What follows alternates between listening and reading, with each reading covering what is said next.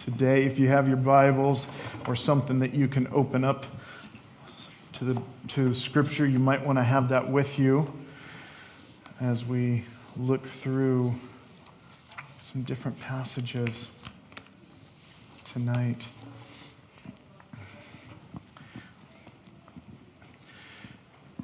How many of you would admit that you are on social media of some sort? Facebook, Instagram, Twitter, Snapchat.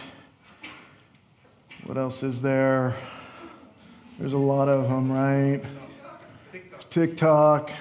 How many of you would say sheepishly or yes, proudly, I am on one of those or multiple? Yeah. Some of you are a little slower. You're like, is anyone else putting their hand? Okay, yeah, I'm in that group too. Anybody have their own website? Yeah, a couple of you have your own website. Good. One of the goals, I think, of having those things online is, well, you tell me, what is the goal of having a presence online?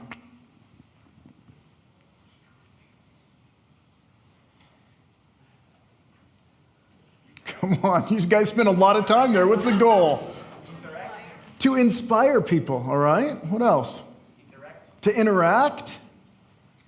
Make your work seen. To make your work seen, yeah.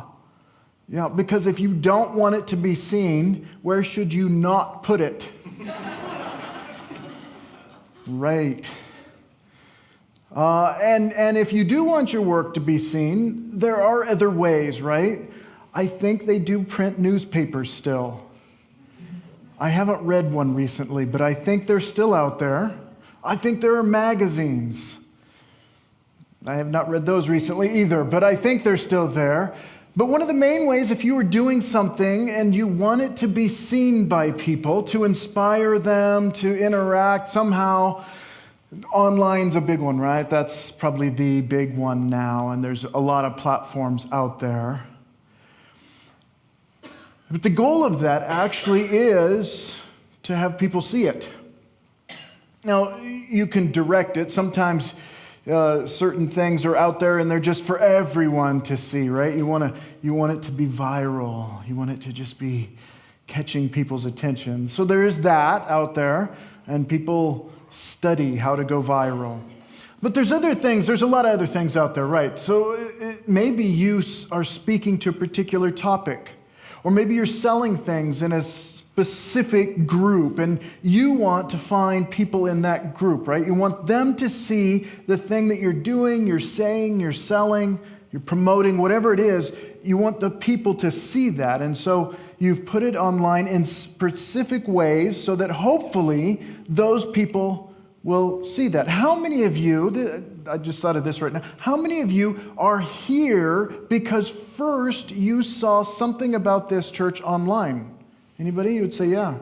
Yeah, a lot of you. You said, you know what? I am looking for a place, and I'm kind of curious what this place would be like. And so whether it was Facebook or website, you found it. And that's part of the reason why we put that there, because if someone is looking for a place to come and learn about God or to worship together or to have a community, we want them to be able to find it. In a few weeks, Elsa and I were at a meeting this afternoon. In a few weeks, we did this last year too, we with a few other churches will be at the Expat Fair downtown in Brno. And it's really not so much to like market or advertise, but it is to be able to say, if you're looking for a place where you'd like to connect with people and grow spiritually, we just want you to know there's an option.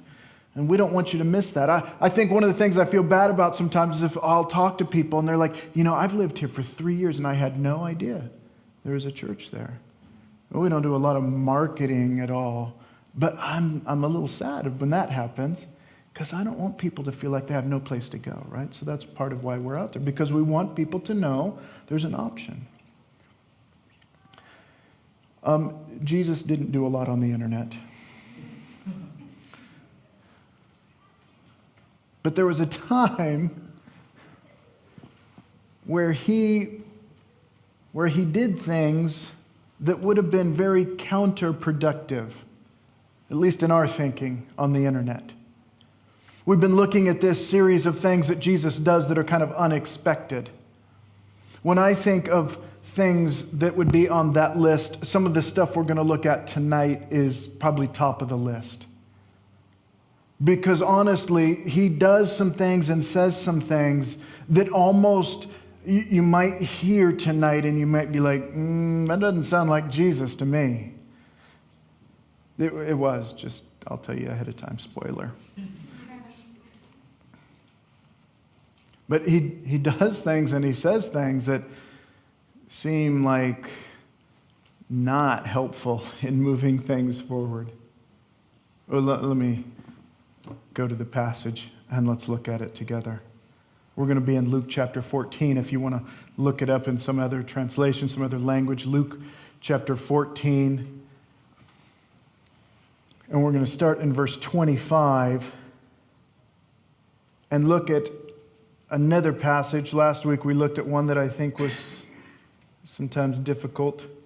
This one I think is difficult too, but so important, again, that we don't get Jesus into our little idea of what we want him to be and miss out on some of the things that he said about himself and about who he was. So hopefully we are continuing to stretch ourselves to include all of what Jesus said about himself and about our connection with him. So Luke chapter 14, verse 25, we're just going to kind of slowly walk through these passages. I think they go together, and hopefully they will be helpful for us to, again, make sure that we have a correct understanding of this one that we're seeking to follow. The songs tonight were so good in that direction. It starts this way in verse 25. A large crowd was following Jesus. Now, if we're online, right, we're like, good. Like, that's the goal. A large crowd was following. I would guess at this point, he has thousands of likes. I mean, if they gave likes back then, Jesus is doing really well here. A lot of thumbs up for this guy. A crowd is following him. They've said, I'll follow that guy. I'm with him, following him. And they're actually physically following, which is like a definite step up from the internet, right? Because it's not just a click and I stay in my seat. No, they've actually gotten out of their seat. They are following him. A large crowd is following Jesus. They are interested in him. They want to be with him. They want to learn from him. And it says he turned around. He sees this big crowd and he says to them, if you want to be my disciple. And they're like, yes. That's what I want to be. I'm following Jesus. I like what he's doing. I like what he's about. And he's turning around. He says, hey, you want to be my disciple. If you want to be my disciple. And I bet they're all just like leaning in. Yes, I'm on that list. I am following you. I want to be your disciple. Tell me. If you want to be my disciple, he says, you must do this. And then I think he does the worst thing you can do to try and attract a crowd. He says things that are going to be really hard for them. He says, if you want to be my disciple, you must, by comparison, hate everyone else. And then he doesn't leave it vague. He tells us who that includes. Your father and mother, wife and children, brothers and sisters, yes, even your own life. Otherwise, you cannot be my disciple. Jesus has got the huge following. Isn't that what he wanted? Didn't he want to change the world? Didn't he come here to give a message? And he's got a huge crowd following him. They're all leaning in, like wherever he goes, they're with him. And he turns around and he sees it, and I bet there's energy. You know that because you've been in crowds too. And you get a bunch of people together and you're all there for one purpose, and there's energy and there's excitement, and here's our leader, and here we go. And he turns around and he says something you did not expect They did not expect him to say. He says, hey, if you want to be with me, and they're all like, here's what I need you to do. I need you, in comparison to how you feel about me, I need you to hate everyone else. Well, it doesn't necessarily tell us their reaction right away, but I bet you can guess it. I bet you put yourself in that place, and Jesus turns around to you, and he says to you, you want to be my disciple? And you say, yes, Jesus, I want to be your disciple. I'm with you, 100%. Whatever you need, call on me. He says, okay, here's what I need. I need you to hate your mom and dad. You got those kids in your house, I need you to hate them. Brothers and sisters, yeah. Actually, even yourself. I need you to hate yourself. You want to be my disciple? There's what it takes. And our minds start wheeling like, okay, now what does he really mean? Because obviously he doesn't know what he's talking about. He chose the wrong words. Happens all the time, right? He didn't mean to say that. How could he possibly mean to say that? He's a God of love who gives us good things. How could he say that we ought to hate the ones closest to us even? Even myself. Some in our world today, that's the easiest one, right? Like, oh, I hate it myself, that's no problem. But that's not what he meant. How is it that he's pointing us to that? And then he goes on. Right after he said, if you don't carry your own cross, which,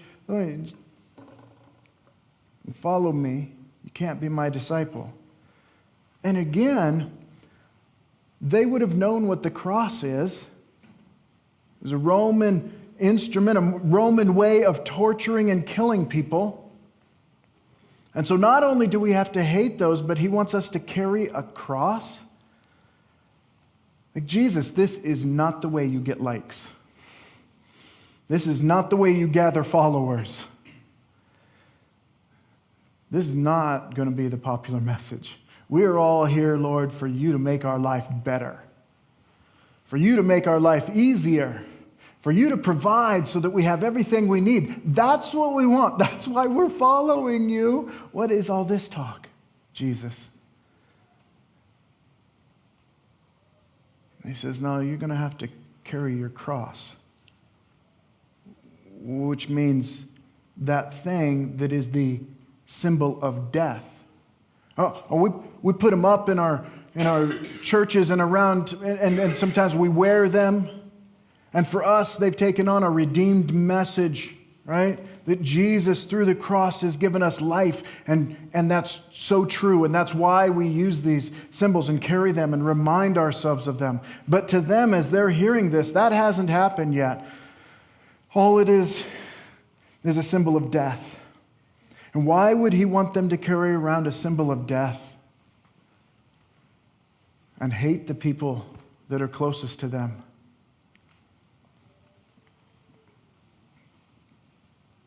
He continues, because it's such a nice talk. And he says this in the next verse, in verse 28. He says, don't begin. He says, you want to follow me? I just told you what it is, but don't even start yet. Don't begin until you count the cost.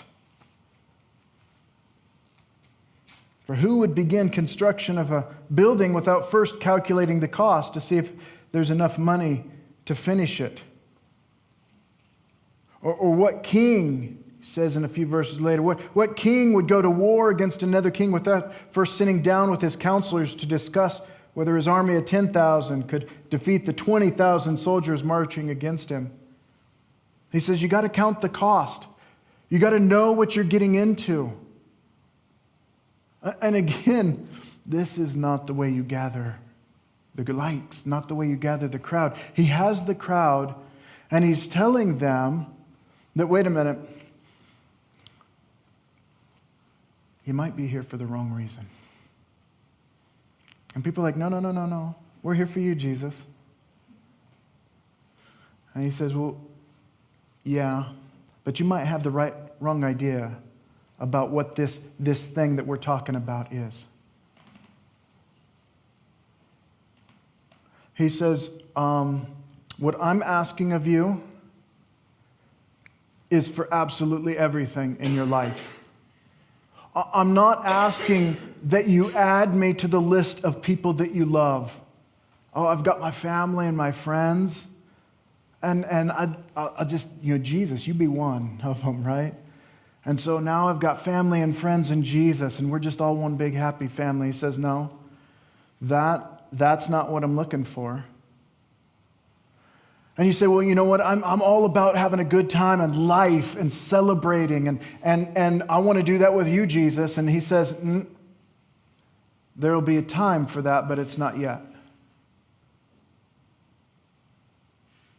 And he says, actually, I want you, he says in the next little bit, he says, in fact, you cannot be my disciple without giving up everything you own. You say, well, what is that? What is that giving up everything? What does that mean?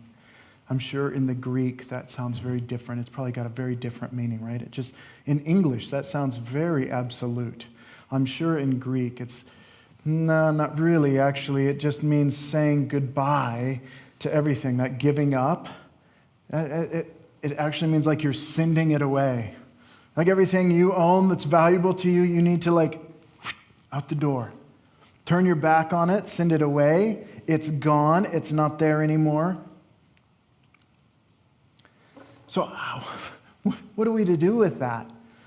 What do we do with the Jesus who's all about love and reconciliation and bringing us together and fulfilling us and giving us joy and peace and hope? And here he's saying, no, actually, I want you to hate, at least in comparison to me.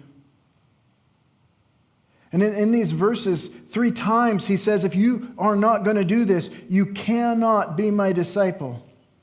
You don't carry your cross, you cannot be my disciple. You don't give up everything you own, you cannot be my disciple. Wait a minute. How does that even work? Being your disciple is just like trusting you, right? And here we go. I want to follow. I want to be your disciple. What is all this giving up everything? Giving up the relationships and the things that I have.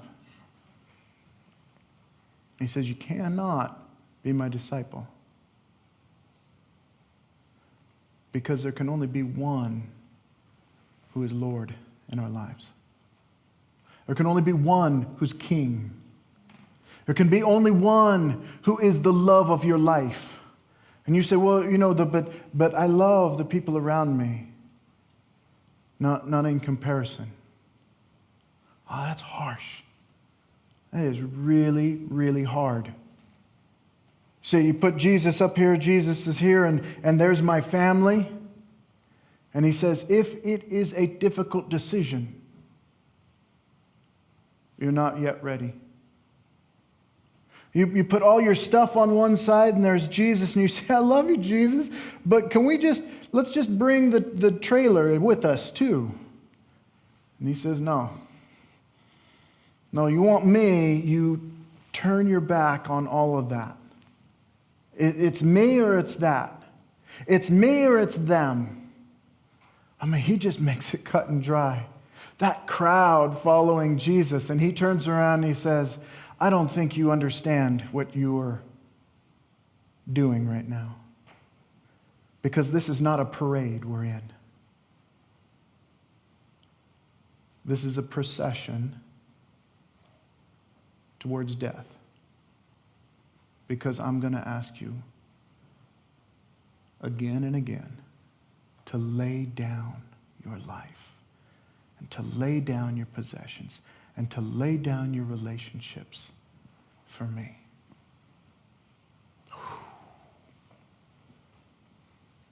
In the next verses, they're not on the screen, but in the next verses, he goes right into talking about salt. And he says, This is what it is to be my disciple, to live a life that's different.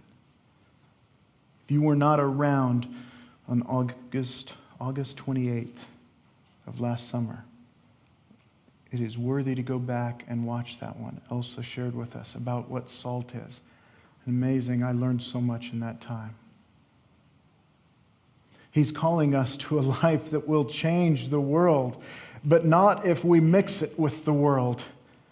Not if we live a 50-50 life. Not even if we live an 80-20. I'm almost all about Jesus. No, it's all Jesus. And for it to be all Jesus means it cannot be anything else in comparison.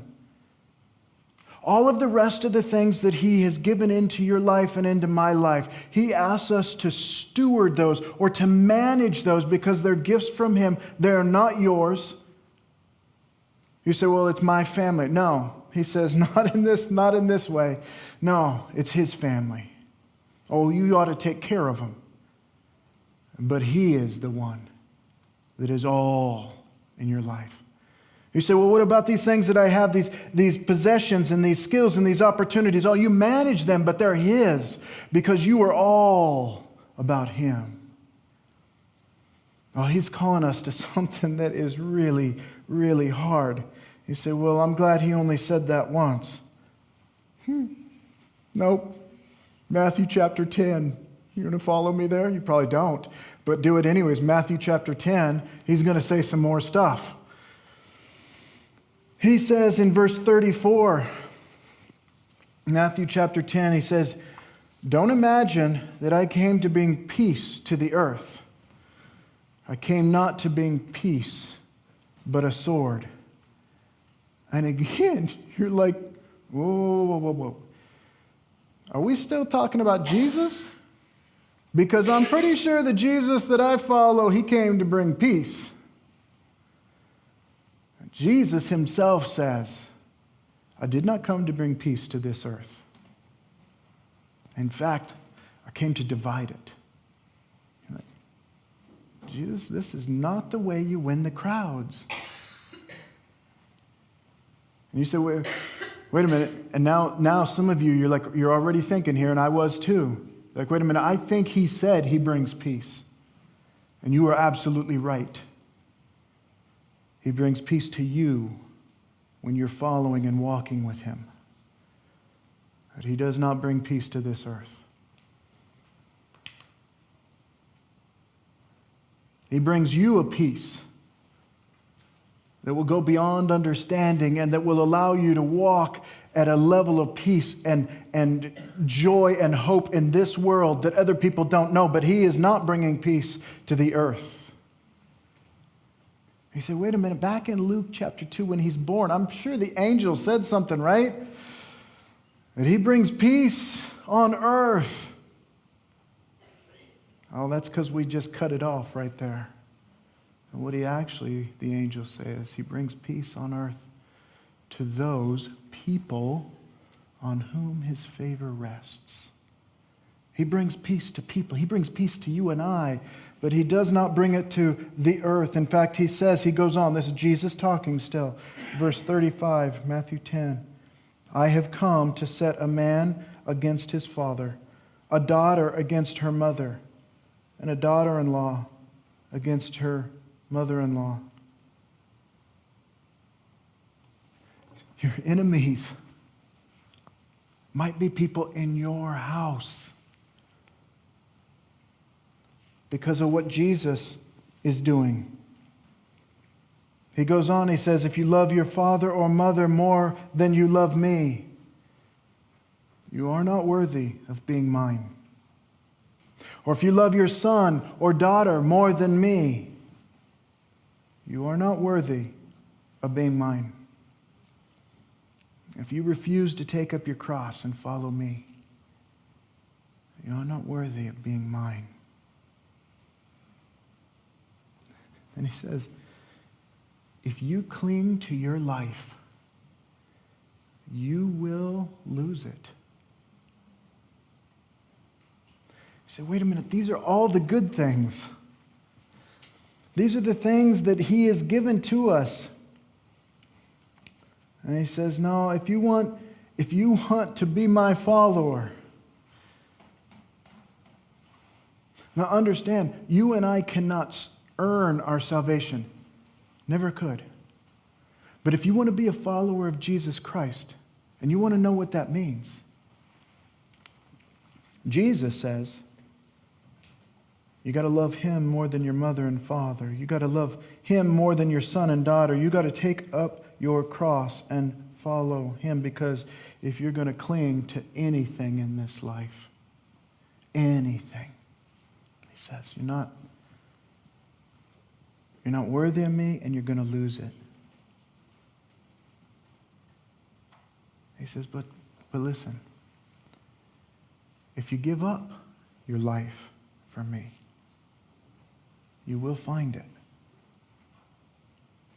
If you're willing to let go of all of that, if you're willing to lay it all down, if you're willing to die to that and carry the symbol of death, that you are not living for yourself, you are dying to yourself and everything that could be important in this life. If you're willing to do that, lay down your life and give it up for me, He says, you will find life.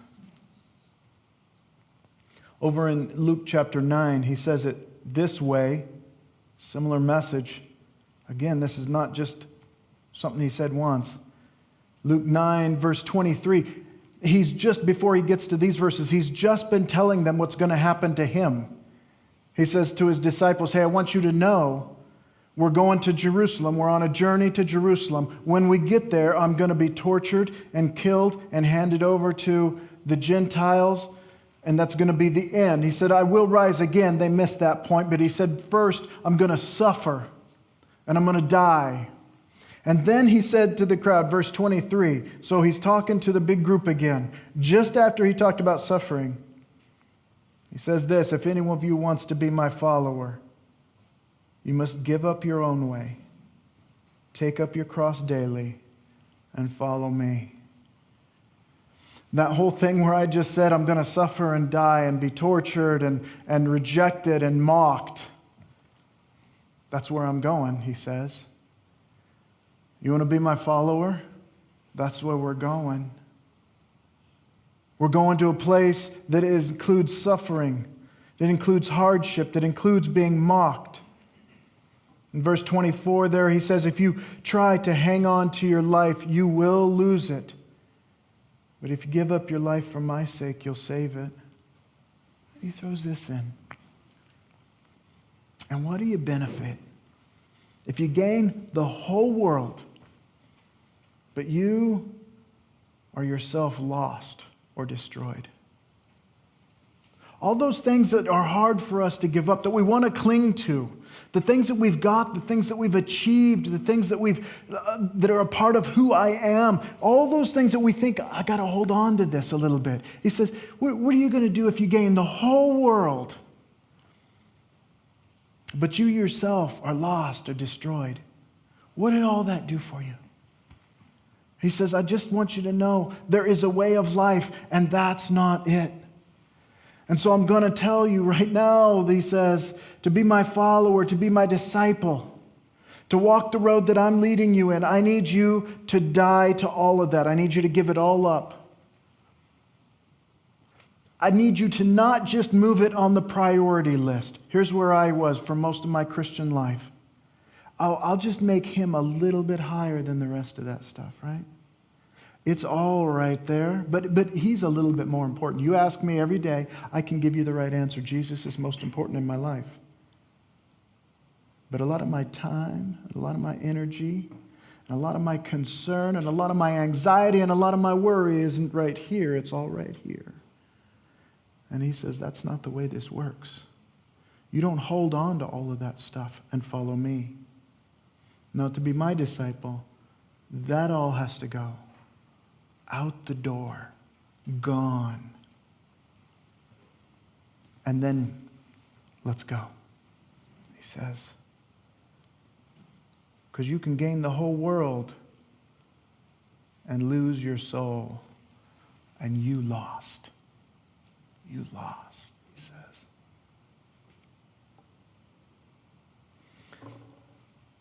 those are not some of the happier messages Jesus gave. It's interesting to me that he often gave those messages when he was talking to the crowd, when there was a lot of energy, I think, to follow him. When he looks and he says, hey, there is a momentum here. There is something kind of swelling up and people are just getting caught in it. And it's exciting. Did you hear he fed 5,000? He walked on water. He raised someone from the dead. He has been healing people. Let's go. This is amazing. And there's just this growing enthusiasm. And he turns around to the crowds who are caught up in the moments. And then he talks like this. And he says, you got to count the cost. Don't think that I've come just to make your life here easy and happy and give you everything you wanted. He says, no. In fact, what you think you have, that's what I want you to get rid of.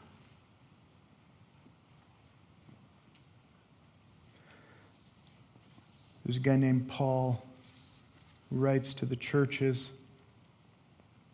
at that time, a little bit after Jesus' life. He's writing and kind of giving them some instruction and help and encouragement along the way as they're trying to follow and figure this thing out.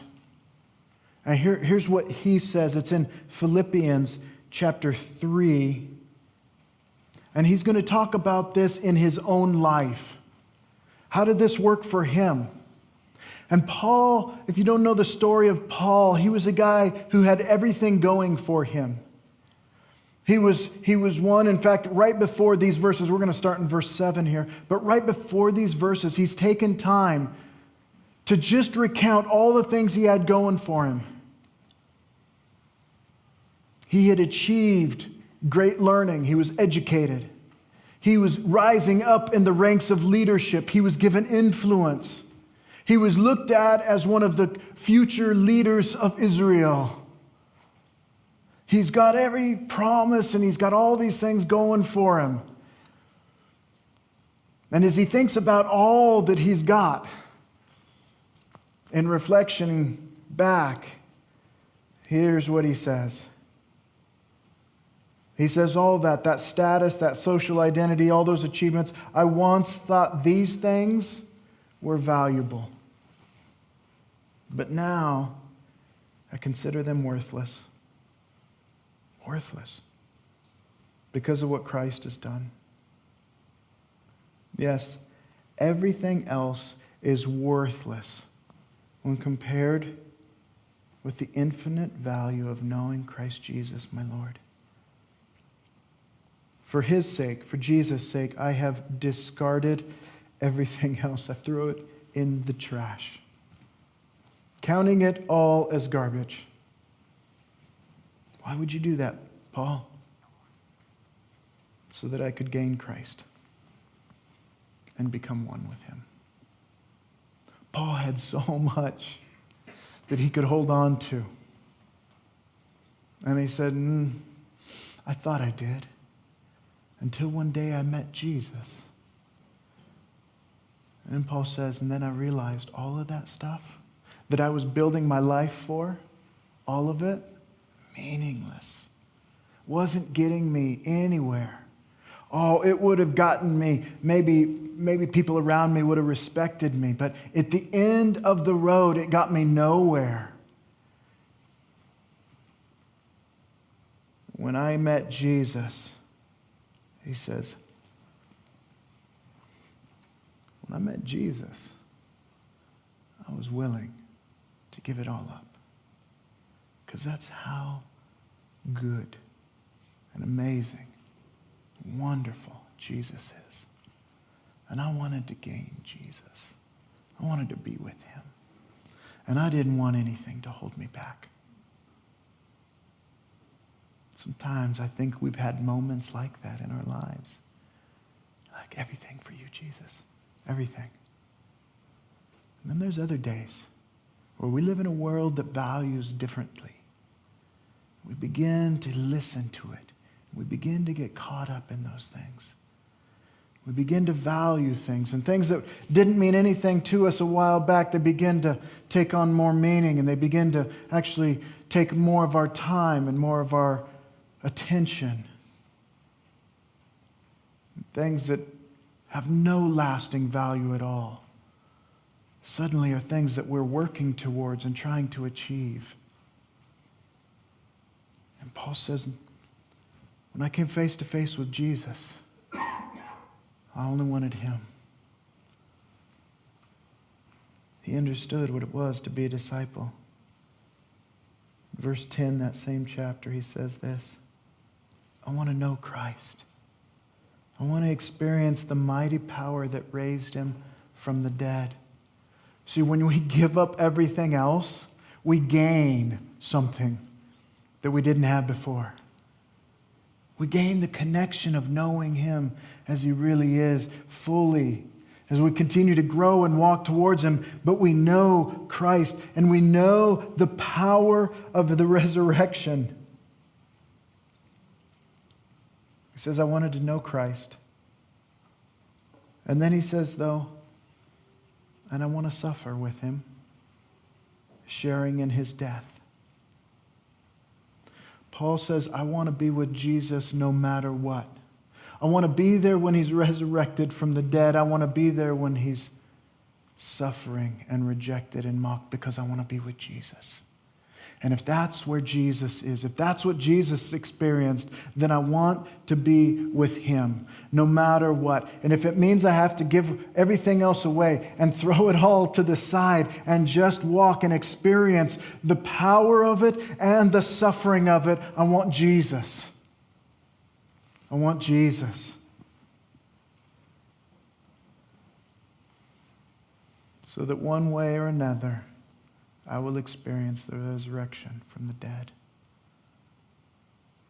That's where that road ends. And the road to anything else doesn't get us there. And so Jesus says, I want you to be my disciple. I want you to follow me. But you don't get to choose how that happens. He says, here's the way it happens. You give up everything else. In comparison to me, you hate everyone else, including yourself. That symbol of death, I just want you to carry it around to remind yourself that you are dying to yourself.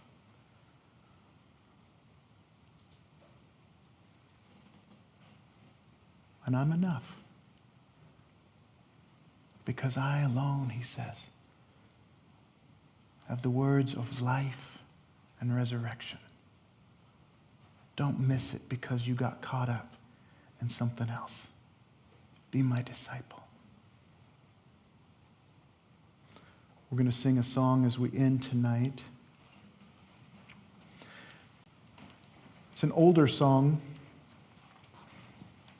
And I'll tell you what the song is about. It's about this very thing that we've been talking about giving up everything. And here's my ask of you. My ask is that when you are ready to sing the song, you sing it. But don't sing it just because the words are on the screen. Sing it when it is the cry of your heart, when it is your commitment to give up everything else and to follow Jesus alone. When that is what's in your heart, then let it come out your mouth and we will sing together. I also want to say that this is really, really tough. And it's not anything that you and I can do in human power. It comes not by trying to achieve it. It comes by giving up and surrendering to Jesus. That he helps us be able to do this. And so I also want to say, after we're all done here, if you want to just come and pray, I'd be happy to pray with you, or maybe you just want to come up front. There's nothing magic about it. It's just a lot of chit-chat in the back. That's okay. But you might want to just come up front, take a few more minutes, and just pray. God calls us to something.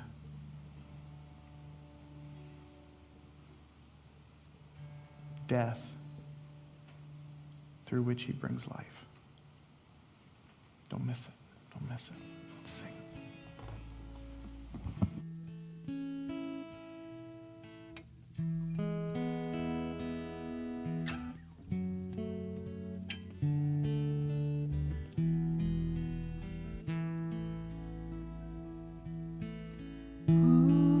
To Jesus I surrender. To Him I freely give. I will ever love and trust Him in His presence daily live. I surrender.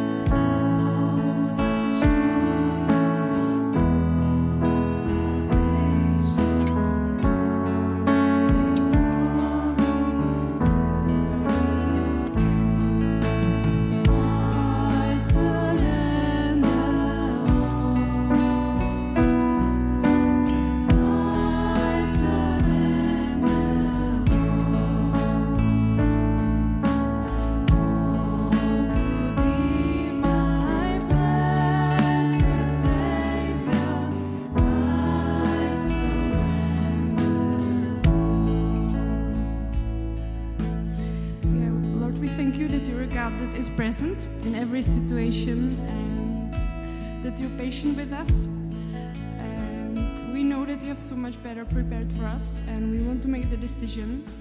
And it's not easy because everywhere else we hear something different, and it's a challenge, but we want to do it. And yeah, thank you that you're there for us and that you love us and that we have this option.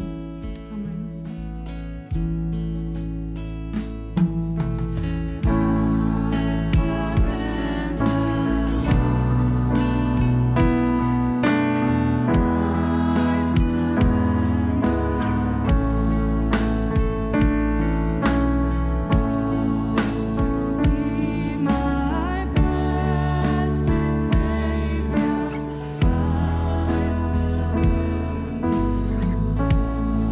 One more time the chorus.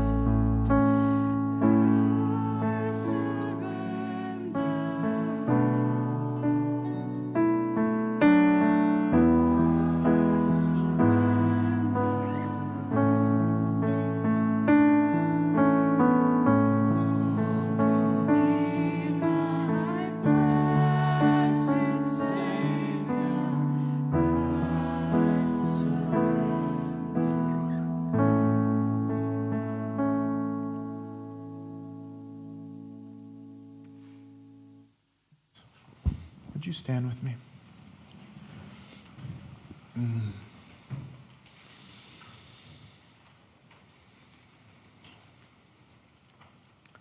Lord, that's the cry of our heart.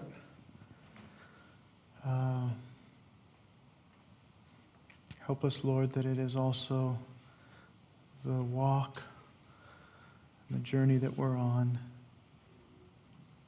May it not be just Sunday evening.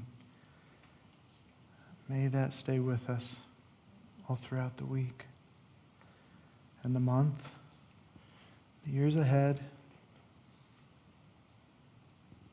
And when things, Lord, begin to become a little bit too much in our lives, may we be brought back.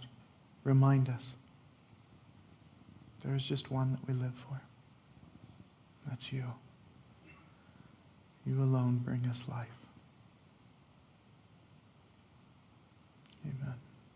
Amen. Have a blessed week. Thanks for sticking with us as we dive into a couple of these harder spots. And yet so important that we don't miss what we're being called to. It's life. Let's go live it this week. Have a great week. Make sure you say hi to someone on your way out. I have one more announcement.